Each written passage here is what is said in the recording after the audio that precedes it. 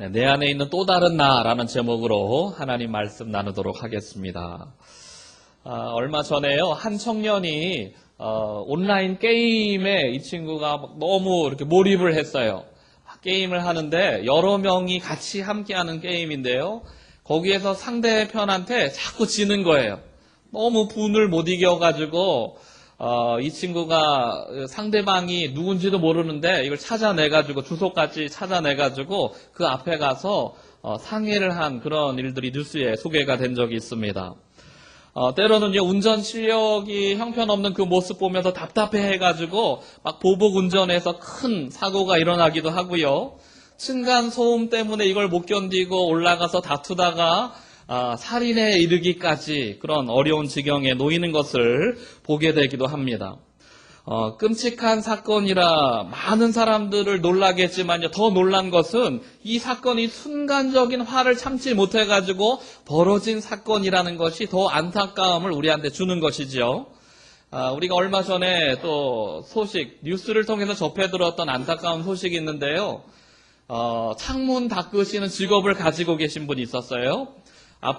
고층 아파트에서 창문을 닦으려고 밧줄을 내리고 거기에 의지해서 일을 하시는데요. 아마도 일하는데 무료함을 달래기 위해서 음악을 크게 틀어놓고 닦았던 것 같아요.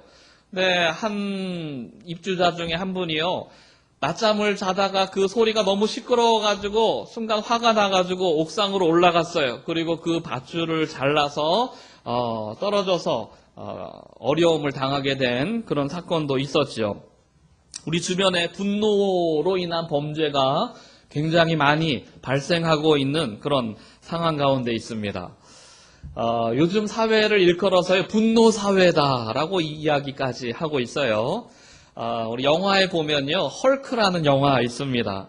이 헐크에 나오는 영화 주인공을 보면 어떤가 하면요, 평소에 헐크가 되기 전의 모습은 굉장히 의외예요. 아주 소심하고 다른 사람한테 어떤 말도 제대로 하지 못하는 그런 소심한 성격의 사람인데, 이게 쌓이고 또 쌓였다가 어느 순간 팍 폭발하게 되면 헐크로 둔갑하게 되는 것이죠. 그러면 그때부터는 아무도 못 말리는 그런 남봉꾼이 되는 모습을 보게 됩니다. 뮤지컬 지킬 앤 하이드라는 그런 소설을 모티프로 하는 그런 영화인데요. 이 지킬 앤 하이드의 그 내용을 살펴보면요, 정신분열을 겪고 있는 아버지를 치료하기 위해서 약을 개발하는 거예요. 우리 안에 여러 마음이 있는데 그걸 좀 분리하고 악한 마음은 좀 제하여 버리고 선한 마음만 남겨두면 우리 아버지 병이 치료되겠지. 이렇게 그 약을 개발하다가 이 부작용으로 말미암아 자신 안에 있었던 악으로 대변되는 하이드가 자꾸 드러나고 그렇게 점점 모습이 변해가는 과정을 그린 게 이 소설의 내용이죠. 우리 안에도요, 내가 원치 않는, 때로는 내가 알지 못하는 내가 존재할 때가 있어요. 막 불쑥불쑥 화가 나오고 내 안에 있었던 헐크의 모습이 나오기도 하고 하이드의 모습이 이렇게 탁 불쑥불쑥 튀어나올 때가 있는 것이죠. 오늘 말씀의 주제가 이 분노와 관련된 것이에요. 예수님께서 말씀을 전하시다가요, 구약의 말씀을 인용하십니다. 뭐라고 말씀하시는가 하면 살인하지 말라, 이게 구약의 메시지였어요. 그런데 이 말씀을 가지고 예수님께서 한 가지 더 첨가하시는데, 살인하지 말라 하였는데 나는 너희에게 형제에게 노하는 자마다 살인하는 것과 같다, 심판이 있을 것이다, 이렇게 말씀하시는 것이죠.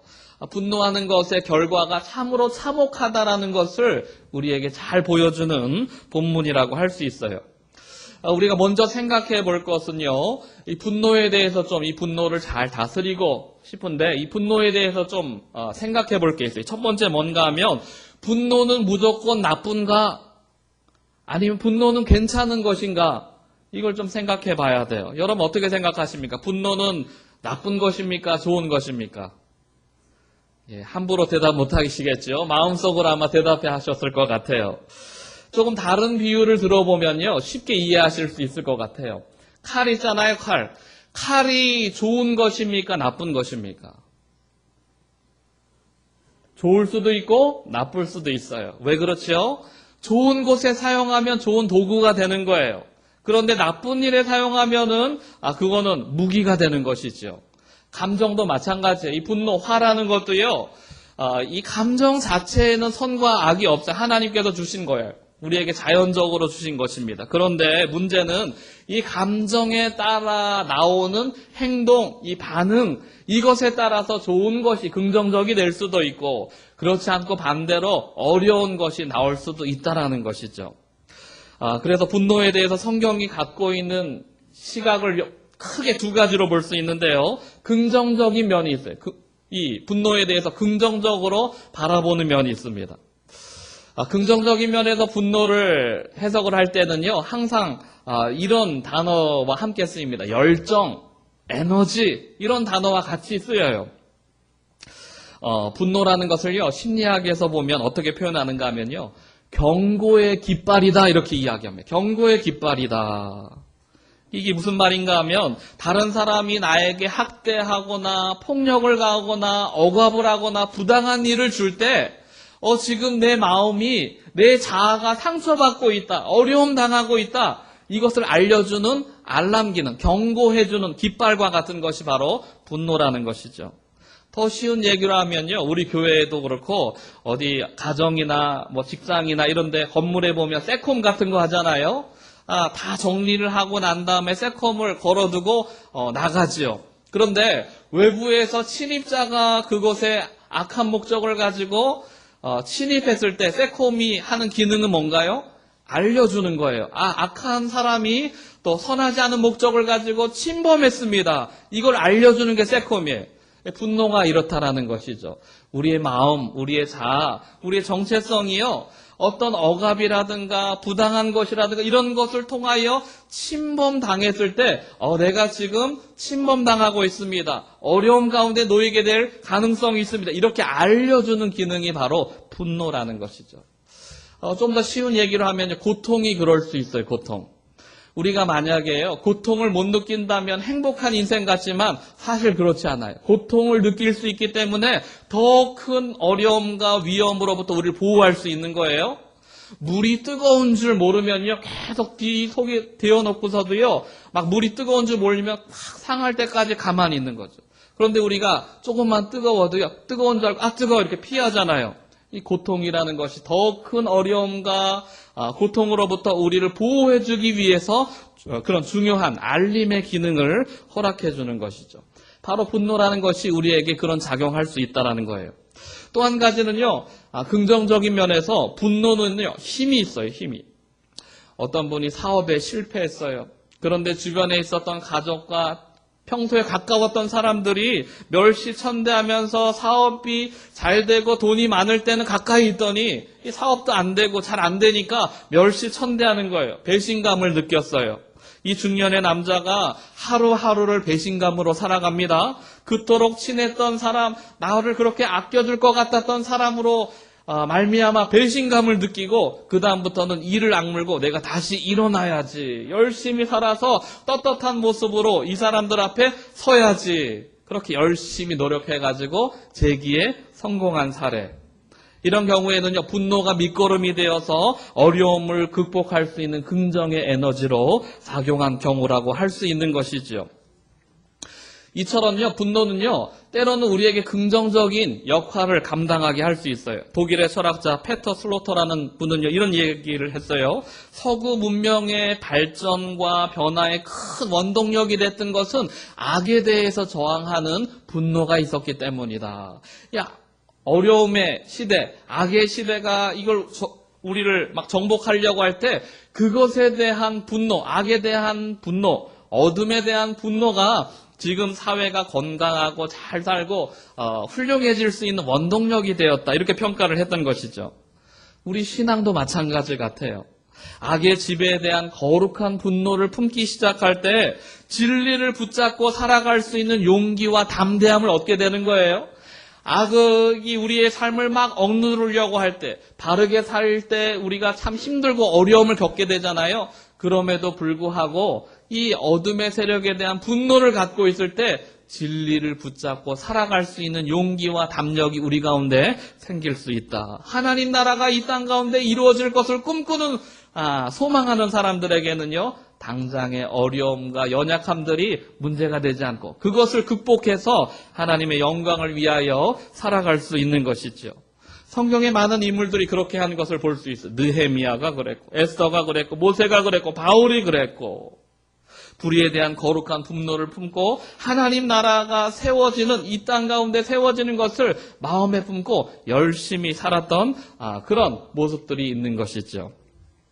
그와 대조적으로 부정적인 분노도 존재하게 됩니다. 오늘 좀 우리가 다뤄보려고 하는 것이요, 조절하고 좀 관리해야 될 게 이 부정적인 분노인데요. 성경에서 부정적인 분노를 언급할 때는요, 항상 이런 뜻으로 써요. 끓어오르다라는 단어와 같이 씁니다. 끓어오르다. 왜 우리가 화가 많이 나고 막 분노가 차면은 속된 말로 이렇게 표현하잖아요. 뚜껑 열렸어. 막 이렇게 표현하잖아요. 이런 뜻이에요. 막 끌어올라가지고 주전자에 물이 막 끌어오르면은 뚜껑이 이렇게 들썩들썩 하면서 뚜껑 열리잖아요. 이제 그런 것을 표현하고 있습니다. 뜨거운 물이 흘러 넘치면 어떻게 되는가? 주변에요, 굉장히 악한 해를 끼치는 그런 가능성이 높아지는 것이죠. 재미있는 원리가 여기에 숨겨져 있는데요. 이 물이 끓을 때는요, 꼭 이 과정을 거치게 된다는 것이죠. 처음부터 끓지 않고요, 참고 참았다가 끓는 점, 딱 이 온도가 됐을 때 물이 끓기 시작해요. 우리 살면서 화나는 것도 똑같아요. 평소에는 가만히 조용히 있다가 헐크가 처음부터 막 헐크가 되는 게 아니에요. 처음에는 얌전하고 조용히 잘 있는데 이게 쌓이고 어느 순간 이게 딱 끝에 차오르게 되면은 그때 헐크로 울그락불그락 변하게 되는 것이죠. 여기서 우리가 한 가지 얻을 수 있는 지혜가 있는데요. 끝까지 가면 안 된다. 끓을 때까지 놔두면 안 된다. 이거예요. 우리 옆에 분들한테 한번 선포해 주십시오. 끓을 때까지 내버려 두지 마십시오. 그 폐해가 너무 심각하기 때문에 그래요. 이게 막 불불 끓으면 이게 뜨거운 물이 옆에 닿으면요, 데이기도 하고 막 상처 입기도 하고 어렵게 되잖아요. 그래서 끓을 때까지 내버려 두면 안 되는 거예요. 화를 조절하는 골든 타임이 있다고 해요. 왜 우리 응급 상황에서 사람 생명을 살릴 수 있는 골든 타임이 있다고 하잖아요. 화도 마찬가지예요. 이 분노를 조절할 수 있고 통제할 수 있고 이게 잘 넘어갈 수 있는 골든 타임이 있는데 그 시간이 얼마인가? 10초라고 합니다. 10초. 우리 옆에 분들에게 다시 한번 고백할게요. 10초만 참읍시다. 많은 심리학자들이요, 이거 어떻게 화를 참을까 이런 걸 연구하면서 몇 가지 임기응변으로 할 수 있는 좋은 방법들을 소개했어요. 제 재미난 거 몇 가지 좀 찾아봤는데요. 화를 순간적으로 착 넘어갈 수 있는 좋은 방법. 첫 번째는 입술을 꽉 깨무는 거예요. 한번 해보겠습니다. 옆에 분 한번 바라보시면서, 같이 바라보시면서 합 깨물어주세요. 깨물면 어때? 아프잖아요. 우리는요, 화내면서 스스로도 내가 화내는지도 모르고 이렇게 화가 막 쏟아질 때가 있어요. 그런데 입술을 탁 깨물면 아프잖아요. 내 몸이 느끼는 거예요. 내가 지금 화가 나 있구나. 화가 나는 상황이구나. 이걸 조절해야 되는구나. 절제해야 되는구나. 다 깨닫게 되는 거예요. 몸이. 그래서 입술을 깨무는 게 응급처치로서 이 화를 넘어가는 좋은 방법이 될 수 있다. 이렇게 소개를 했어요. 또 한 가지 재미난 방법은요, 엉뚱한 행동을 더하는 거예요. 화가 났을 때 엉뚱한 행동을 더하는 거. 우리가 마음이 막 화가 나가지고 갑자기 소리가 확 나올 때 있잖아요. 애들한테 막, 야! 이렇게 할 때 있잖아요. 순간 내가 야! 하고도, 아유, 내가 잘못했지. 왜 이랬을까? 이렇게 할 때 있잖아요. 그럴 때는요, 한 가지 행동을 더 거기다 붙이는 거예요. 야! 했을 때, 야! 호, 야호, 야호. 하나 더 붙이는 거예요.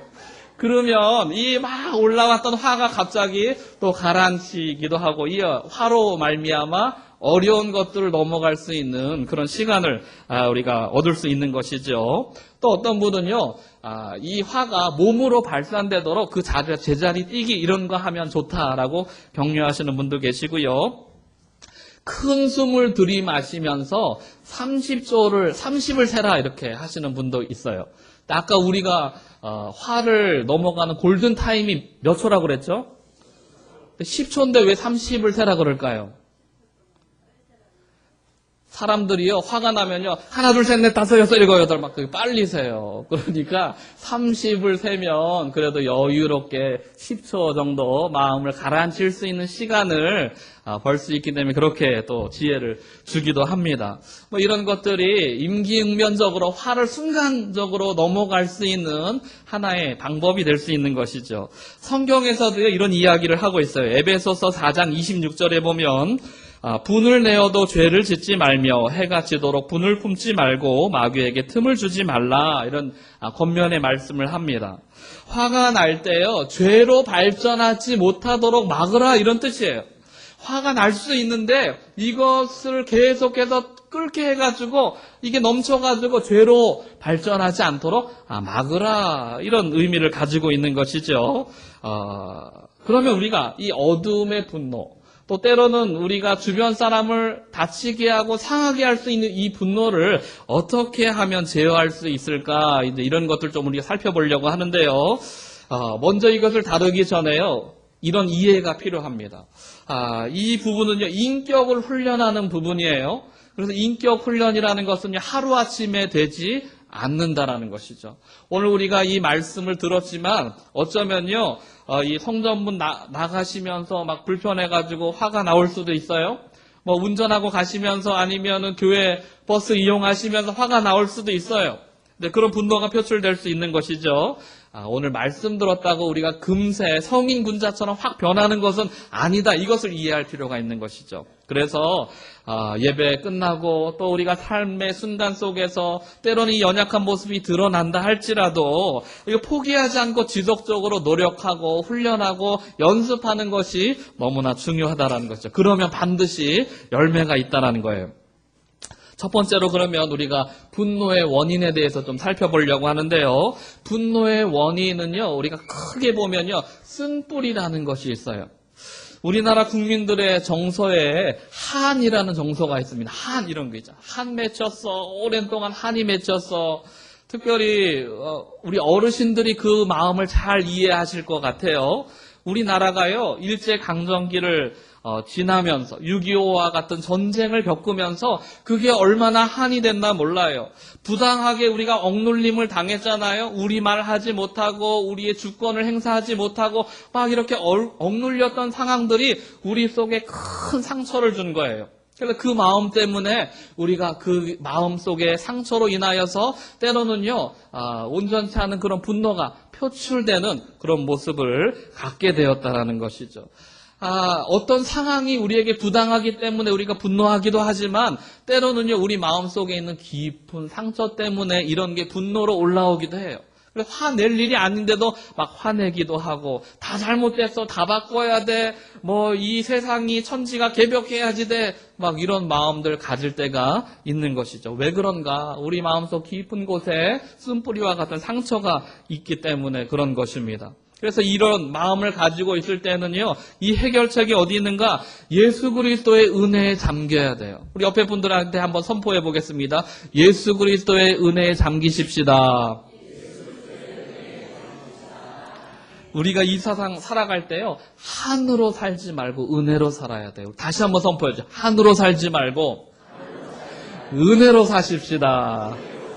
이게 너무나 중요한 거예요. 우리가 이 세상 살아갈 때 아유 속 터져 한 맺혀 막 이렇게 살 때가 얼마나 많습니까? 한으로 살지 않고 은혜로 살 때, 하나님의 은총으로 살 때 우리의 인생이 행복해지는 거예요. 우리의 인생이 밝아지는 거예요. 하나님의 은혜 가운데 풍성함을 누릴 수 있게 되는 것이지요. 그래서 우리가 이 나라 민족 위해서 기도할 때마다 하나님, 우리 나라 민족 가운데 여러 가지 많은 외세의 침략과 억울함 때문에 깊은 상처가 뿌리 내려 있습니다. 이것을 주님의 은혜로 회복하여 주시옵소서, 치료하여 주시옵소서, 주님의 풍성한 사랑으로 다시 한번 온전하게 나아갈 수 있도록 은혜 베풀어 주시옵소서. 우리는 그것을 위해서 기도해야 되는 거예요.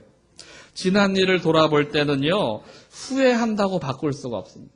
아무리 한탄해봐야 이 과거 지나간 일을요, 바꿀 수가 없어요. 그런데 바꿀 수 있는 게 있어요. 뭔지 아세요? 과거 일은 바꿀 수 없는데 그 과거 일에 대한 나의 마음의 태도는 바꿀 수 있어요.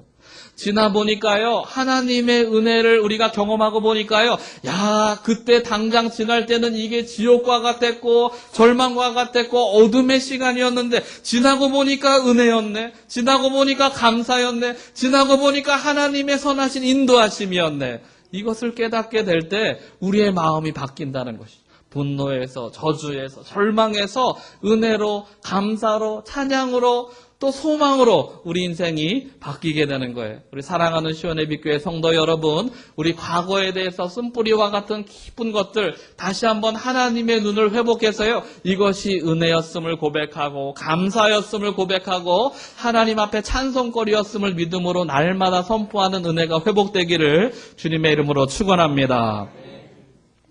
또 한 가지는요, 두 번째, 분노가 언제 우리가 분노하나 이거 보니까요, 오해할 때 분노하더라고요. 오해할 때. 사람들이요, 특별히 다른 사람이 나한테 실수하거나 해코지하거나 어려움을 주게 될 때가 있어요. 그런데 실수로 그렇게 하면은 실수니까 뭐 내가 기분 나쁘고 힘들지만 좀 봐주지 뭐 이럴 수 있는데, 상대방이 특별히 이게 실수가 아니라 고의로 나를 힘들게 하려고 이런 일을 했다, 그렇게 느끼면 사람의 마음이 분노하게 돼요. 화가 나게 돼요. 저 사람이 실수해서 나한테 잘못한 게 아니라 의도적으로 그렇게 했어, 이렇게 생각하면 우리 마음이 화가 나고 분노가 일어나는 것이죠. 한 연구기관에서 조사를 했어요.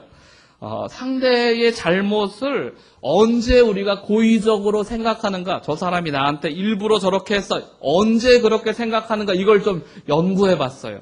그랬더니 대부분 사람들이 어떻게 판단하는가 하면요, 표정 보고 판단해요. 야, 저 사람 표정이 저거 굳은 거 보고 막 좀 안 좋은 거 보니까 나한테 하는 행동이나 말이 안 좋은 억한 심정으로 하는 것이고, 이렇게 판단하는 거예요. 아니면 말하는 투가 좀 냉랭하니까 저 사람 말하는 투 보니까 나를 일부러 골탕 먹이려고 저렇게 했구나, 이렇게 생각한다는 것이죠. 그 한마디로 표현해 보면요, 추측해서 그렇게 했다는 거예요. 실제는 아닐 수도 있는데 저 사람 표정 보고 말하는 투 보고 태도 보고 추측해서 오해했다라는 것이죠. 잘못된 추측, 또 때로는 잘못된 오해, 이런 것이요, 미움과 분노와 또 우리의 잘못된 그런 반응들을 야기시킬 때가 있다라는 것이에요. 그걸 잘 표현해주는 그림, 사진이 있는데 우리 사진 하나 좀 보여주세요. 그럼 저 사진이 어떤 것 같으세요? 외국인이 차에서 내렸어요. 가운데 손가락을 이렇게 탁 치켜듭니다. 외국에서 가운데 손가락 치켜드는 것은 욕하는 거예요, 욕하는 거. 이게 욕하는 표시가 저렇게 하는 거예요. 딱 나오면서 가운데 손가락을 막 치켜들면서 지금 어떻게 하는 것 같으세요? 막 뭐라고 말할 것 같으세요? 저 입에서. 막 욕이 튀어나올 것 같고, 나보랑 한번 해보자는 거야? 막 이런 말이 튀어나올 것 같고, 막 그렇죠? 근데 저 똑같은 상황을요, 다른 각도에서 찍은 사진이죠. 다음 사진 한번 보여주세요. 저거였어요. 3개. 손가락 3개를 가리키면서 뭔가 말하고 있었는데 옆에서 보니까 가운데 것만 보이는 거예요. 여러분, 여기서 우리가 중요한 것이 있어요. 사람을 우리가 바라볼 때요, 첫 번째 그림만 보고 시비가 붙어서 화가 났다면 얼마나 소모적이고 불필요한 싸움인가, 이걸 우리가 생각하게 되죠. 그래서 분노를 지혜롭게 다스리는 중요한 방법 중에 한 가지가 뭔가 하면요, 이 마음을 깨닫는 거예요. 우리 한번 따라하겠습니다. 내가 본 게 다 아닙니다. 한 번 더 따라하겠습니다. 내가 아는 게 전부가 아닙니다. 내가 본 게 다가 아니고 내가 아는 게 전부가 아니라는 이 생각을 가질 때 우리는 분노를 조금 더 여유롭게 다스릴 수 있다는 것이죠. 추측하지 않고 이해할 수 있는 그 힘을 얻게 되는 거예요. 우리가 추측해가지고 저 사람 분명히 나한테 해코지 하려고 저렇게 했구나, 연약한 모습으로 나아가는 것을 사전에 미연에 방지할 수 있는 거예요. 다른 말로 하면요, 상대 입장을 고려해 보는 거예요. 조급하면 성질을 내게 됩니다. 그런데 조금 기다리는 여유를 가질 수 있으면 우리는 행복할 수 있어요. 하나님께서요, 이 일을 가장 잘하시는 분이에요. 하나님만큼 용서의 달인이 없어요. 용서를 잘하시는 분, 가장 잘하시는 분이 하나님이세요. 하나님은 우리의 모든 죄를 다 용서하시고 용납하세요. 왜 그러실까 생각해 봤어요. 하나님 왜 우리의 이 못된 죄악된 모습들, 연약한 모습들을 다 품어주시고 용서하실까? 가만히 보니까요, 하나님이 우리를 속속들이 우리의 마음속 깊은 사정을 다 알고 계세요. 다 이해하고 계세요. 우리의 처지와 형편과 상황을 주님께서는 다 알고 계시기 때문에 그래, 네 그 연약한 마음에 속상해서 그런 모습이 있구나. 연약한 가운데 넘어졌구나. 하나님 이해하시고 우리를 용납해 주시는 것이죠. 우리에게 그 하나님 아버지의 마음이 필요한 거예요. 오늘 우리가 주님 앞에 기도할 때 하나님 아버지의 그 마음이 우리 가운데 채워지게 하여 주시옵소서. 하나님께서 우리를 이해하시고 우리의 속속들이 깊은 곳까지 아시면서 우리를 용납해 주셨던 그 아버지의 마음이 우리 가운데 풍성하게 회복되도록 그렇게 기름 부으시고 역사하여 주시옵소서. 우리의 믿음의 기도가 그런 기도가 돼야 되는 것이죠. C.S. 루이스라는 분은요, 하나님을 어떻게 표현했는가 하면요, 사람이 이 물고기, 어항 속에 있는 물고기에게 먹이를 주는 거예요. 그런데 이 물고기가 이 주인의 그 선한 뜻을 알지 못하고 사람이 나올 때마다 막 자꾸 도망가는 거예요. 숨으니까 사람이 하도 답답해서, 이 주인이 답답해서 자신의 마음을 전하고 싶어서 자기가 물고기가 되어서 그 어항 속에 들어간 거예요. 신이신 하나님이, 부족한 것이 없으신 하나님이요, 우리에게 인간의 모습을 쓰고 우리에게 찾아오셨어요. 우리를 이해하시고 우리 속속들이 아시는 그 하나님께서 우리에게 그렇게 찾아오신다는 것이죠. 오늘 우리의 이 아버지의 뜨거운 사랑의 마음, 이 넓은 용납의 마음이 우리 가운데 충만하게 회복되기 시작할 때 화낼 일도 지나갈 수 있어요. 너그럽게 여유롭게 더 풍성한 은혜로 살아갈 수 있는 것이죠. 우리 옆에 분들에게 한번 고백해 보시면 좋겠는데요. 웃으면 복이 옵니다. 날마다 웃으며 살겠습니다. 그 은혜가 충만하게 임하게 되기를 축원합니다. 마지막 세 번째로요. 분노가 일어나는 상황이 어떤 상황인가? 내가 원하는 게 잘 이루어지지 않을 때 우리는 속상해요. 분노가 일어납니다.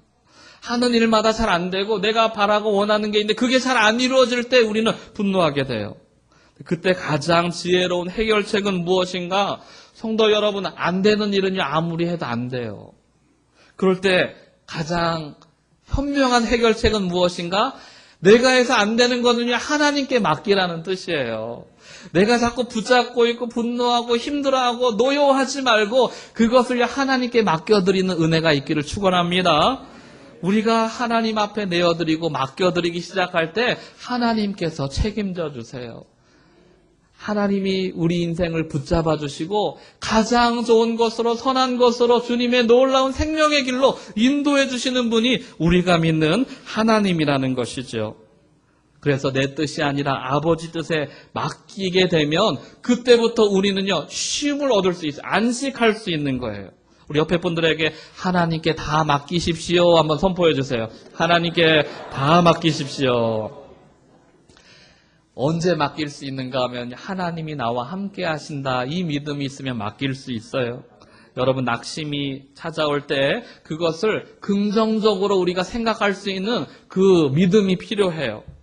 인생에 오르막도 있고 내리막도 있어요. 그런데 내리막 때 원망하고 불평하는 것이 아니라 하나님을 바라보면요, 이 내리막이라고 다 나쁜 게 아니구나, 거기에서 또 다른 새로운 삶을 발견할 수 있구나, 이것을 깨닫게 되는 것이죠.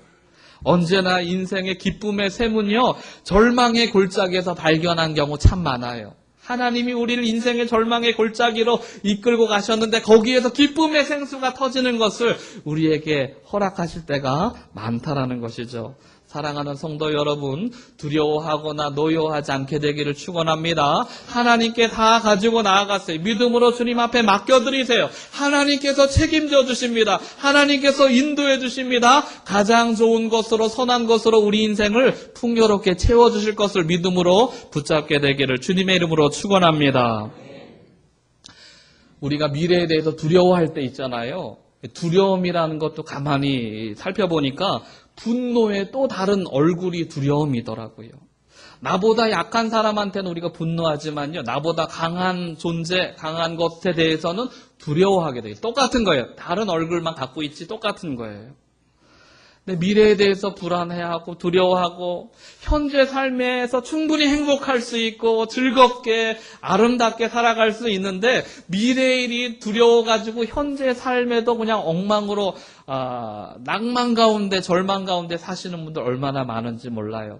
그 모든 수고와 두려움과 걱정과 염려 다 하나님께 맡겨놓고 하나님 인도하시는 풍성한 은혜의 삶을 사시는 우리 시온의 빛교회 성도님들 다 되시기를 주님의 이름으로 축원합니다.